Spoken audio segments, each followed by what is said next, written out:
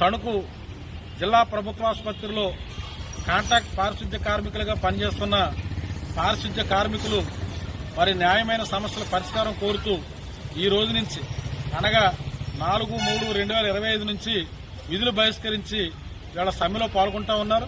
ఇవాళ సుదీర్ఘకాలంగా ఉన్నటువంటి సమస్యల పరిష్కారానికి ఎన్నోసార్లు అధికారులకి ప్రజాప్రతినిధులకి విన్నవించుకున్నప్పటికీ సమస్యల పరిష్కారం చేయడానికి ఏమాత్రం ముందుకు రానటువంటి పరిస్థితుల్లో, అలాగే గత 5 నెలలుగా కనీసం జీతాలు కూడా ఇవ్వలేనటువంటి పరిస్థితి, ఇచ్చే జీతాలు అతి తక్కువ వేతనాలు, ఆ వేతనాలు కూడా సకాలంలో ఏ నెల కాలాలు ఇచ్చేటువంటి పరిస్థితి లేదు.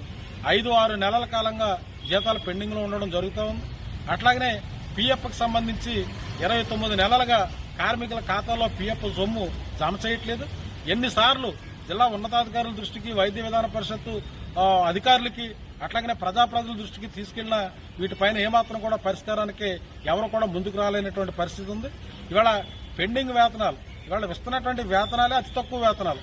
ఈ వేతనాలు కూడా నెల ఇవ్వకపోతే వాళ్ళు ఏం తిని ఈ ఉద్యోగాలు నిర్వహించాలి, ఈ విధులు నిర్వర్తించాలో అధికారులు ఆలోచించుకోవాల్సినటువంటి అవసరం ఉంది. కనీసమైనటువంటి నెల వేతనాలు ఇవ్వని పరిస్థితి. అట్లాగే తణుకు ప్రభుత్వ ఆసుపత్రి దాదాపుగా 150 పడకలకు పైన విస్తరించి జిల్లా హాస్పిటల్గా చేశారు. ఇది ఏరియా హాస్పిటల్గా ఉన్నప్పుడు నియమించిన 19 మంది కార్మికులతో దాదాపుగా 60-70 మంది చేయాల్సినటువంటి పనిని వీళ్లపైనే చేయించడం, ఇది తీవ్రమైనటువంటి పనిభారంతో ఇవాళ పారిశుద్ధ్య కార్మికులందరూ అనారోగ్యాలకు గురవుతూ ఉన్నారు. వాళ్ళ మీద పనిభారం తగ్గించాలి, ఒత్తిడి తగ్గించాలి, వారిపైన వేధింపులు వెన్నాడాలి. ఇవాళ జిల్లా హాస్పిటల్ స్థాయి 150 పడకల స్థాయికి అనుగుణంగా కనీసం మరొక 50 మంది పారిశుద్ధ్య కార్మికుల్ని పెంచాలని చెప్పి కోరుతా ఉన్నా. ఈ న్యాయమైన డిమాండ్ల పరిష్కారం కోసం ఈ రోజు నుంచి విధులు బహిష్కరించి సమ్మెలో పాల్గొంటా ఉన్నాం. మా న్యాయమైన సమస్యలు పరిష్కరించాలని ప్రభుత్వాన్ని కోరుతా ఉన్నాం.